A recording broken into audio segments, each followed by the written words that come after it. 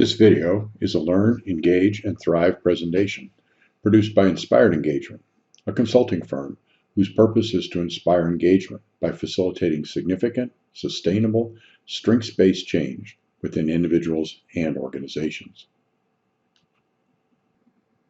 It is not until people know what makes them talented and unique that they know how to perform better in their job, build better relationships, and be a better teammate, to feel like they are excelling every day.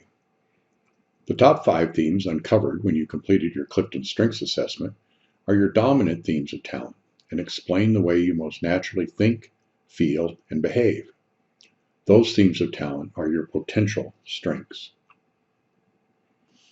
The genesis of strengths is in the field of positive psychology, the belief that people want to lead meaningful and fulfilling lives, to cultivate what is best within themselves, and to enhance their experiences of love, work, and play. But we live in a deficit-based society, often focusing not on what is best or what could be, but on failure and weakness fixing. We study marriages to help other marriages be successful. We study dropouts to help current students succeed. What if we focused on what we want rather than what we don't?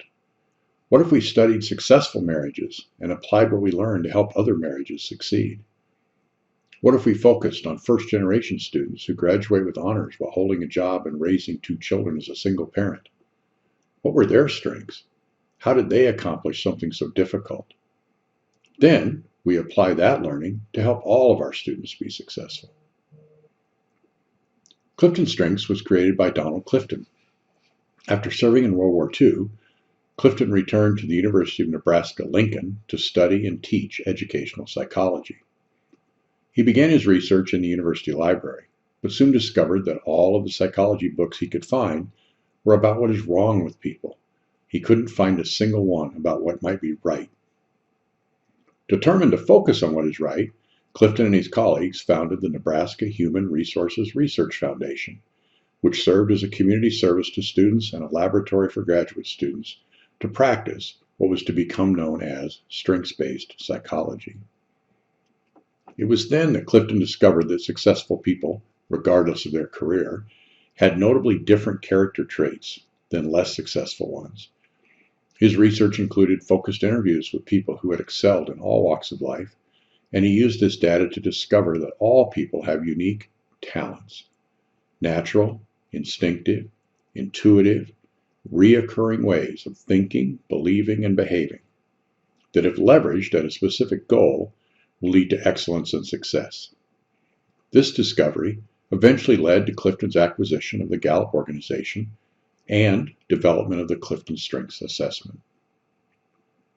Most of our lives, we are taught 3 myths that we live by.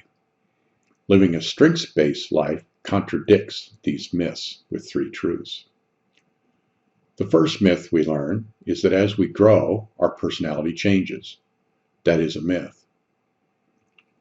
In fact, as you grow, you become more of who you already are. As an example, if harmony is one of your top 5, you likely prefer for people to come together around ideas, and you generally encourage people to get along. Now think back to your childhood. You'll likely remember feeling this way even at a very young age. Your talent of harmony may have matured over time, but it's not changed. As you grow, you become more of who you already are. The second myth we live by is that we grow the most in our area of greatest weakness. We learn to believe that to succeed, we must focus on fixing our weaknesses. In fact, if you find that you want to excel, it's best to focus on your areas of greatest strength, not your weakness. A parable to illustrate.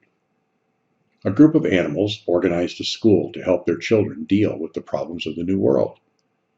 To make it easier to administer the curriculum of running, climbing, swimming, and flying, they decided that all the children would take all of the subjects. This produced some interesting issues. The duck was excellent in swimming, but relatively poor in running, so he devoted himself to improving his running through extra practice. Eventually, his webbed feet got so badly worn that he dropped to only average in swimming. But average was acceptable in this school, so nobody worried about that, except the duck. The rabbit had a nervous breakdown because the other animals said she looked like a drowned rat when she jumped in the water for swimming class because all of her hair got matted down. In the climbing class, the eagle beat all the others to the top of the tree, but she kept insisting on using her own method of getting there. And not following instructions is unacceptable in school, so the eagle was severely disciplined. And then came the fish. The fish came home from school and said, "Mom, Dad, I hate school. Swimming's great. Flying is fun if they let me start in the water. But running and climbing, I don't have any legs, and I can't breathe when I'm out of the water." The parents made an appointment with the principal, who took one look at his progress reports and decreed, "Your son is so far ahead of the rest of the class in swimming that we're going to let him skip swimming classes and give him private tutoring in running and climbing." 2 weeks later, the fish dropped out of school. The moral of the story is, let the fish swim, let the eagles fly, and let the rabbits run. We don't want a school of average ducks. You grow the most in your areas of greatest strength. And lastly, myth 3. We are often taught that the best way to be a good team member is to do whatever it takes to help the team. That is a myth. The truth is, a good team member deliberately volunteers their unique talents to the team. Great teams need to be well-rounded, but not people. Think of a great football team. Is it best for the team if everyone plays quarterback and lineman? Or is it better if the most talented passer and team leader assumes the role of quarterback, and the largest, strongest, and quickest donate their blocking and tackling talents to the team as a lineman? Just picture Aaron Rodgers playing as an offensive tackle. A good team member deliberately volunteers their unique talents to the team. Now let's clarify the language of CliftonStrengths. Talent. Talent is a term that's used to describe many things. Celebrities and athletes have acting and athletic talents. Children display talent in their annual school talent shows. There are even talent agencies and talent brokers. Merriam-Webster defines talents as the natural endowments of a person. The Collins English Dictionary's definition is the natural ability to do something well. Both definitions include a word central to the CliftonStrengths perspective on talent: natural. Exactly what is talent when it comes to strengths? Talent reflects on how you are hardwired. This is what sets the concept apart from that of knowledge and skill. Talent dictates your moment-by-moment reactions to your environment. There is an instinctiveness and immediacy implied. Talents result in consistently recurring patterns of thinking, believing, and behaving. To deviate from these patterns requires a conscious effort, and such deviations are difficult to sustain. Knowledge and skill, on the other hand, imply learned behavior. These actions require more active cognitive processing. What you know reveals more about your experience and education than about who you are at the core. Behavior derived from knowledge and skill can be changed far more easily than talented-based behavior. Talent is consistent and enduring. That's what makes it talent. Understanding this difference between the two sources of behavior changes everything. CliftonStrengths defines talent as natural, instinctive, intuitive, reoccurring ways of thinking, believing, and behaving. Your talents are your potential strengths. Your talents are neutral. Talents are not good or bad, they just are. It's up to you to decide whether you use your talents productively and build them into strengths. Your talents describe you and influence your choices. Someone with analytical is more likely to choose a profession where analysis and data is valued. Someone with empathy or includer often chooses to work not in a solitary pursuit, but with people. Your talents direct your actions. The talents of an activator lead them to push the elevator button after it has already been pushed and is lit up. And the achiever talent brings energy to checking items off of a to-do list when complete. Your talents explain why you are good at some things. A person with many of their talents related to execution are likely to get things done. Why not be as energized by thinking of new ideas for an innovative strategic plan? And your talents are filters to your worldview. They filter how you see and value situations and people. If you have harmony, you may be frustrated with conflict. People with discipline are often impatient with others who do not keep things or spaces in order. You will succeed best when you are aware of how these filters can limit your view, and you learn to open your lens and understand the great value of diversity of talent in others. With Clifton discovering over 400 talents, creating a list and an assessment that could identify every talent is a near impossible task. Many of these talents have a lot in common or a common theme. To build the CliftonStrengths assessment, talents were grouped in buckets called themes of talents. Some talents, like a natural tendency to share thoughts, create engaging stories, or define the perfect word, have a shared theme of communication. That's what these talents all have in common, their theme. The CliftonStrengths assessment measures the presence of talent in 34 general areas or themes. Your CliftonStrengths Top 5 and Insight Report provides you with a listing of the 5 signature themes that you hold most dominant. These themes are also grouped in 4 domains.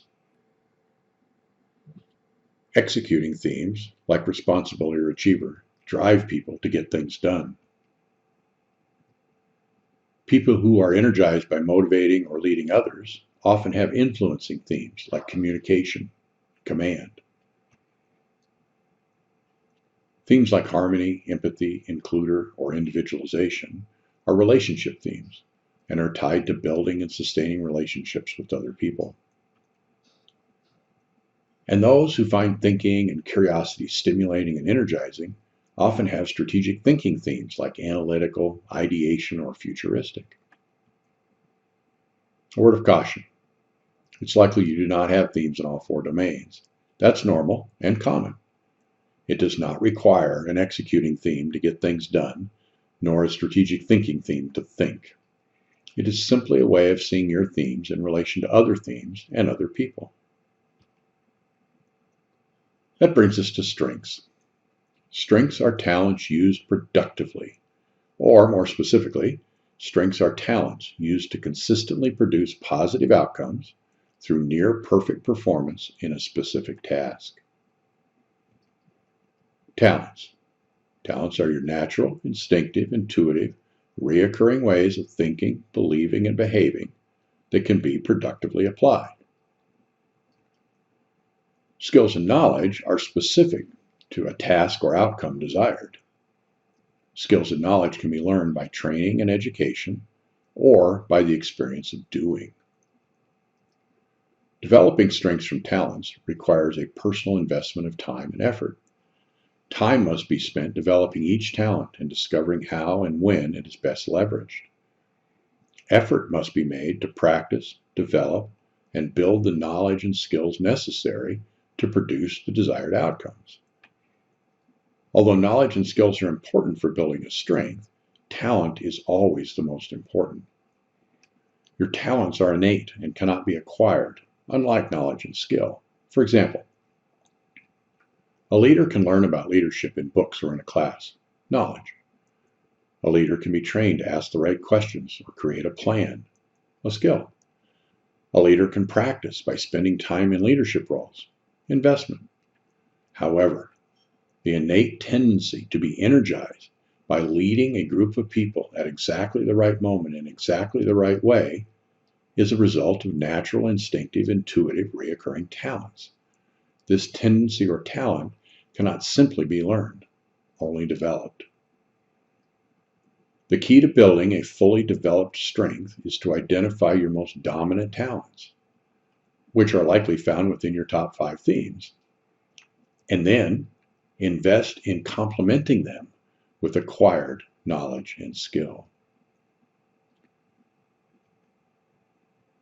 Strengths development is best accomplished by continuous growth in 3 areas of focus. Name it.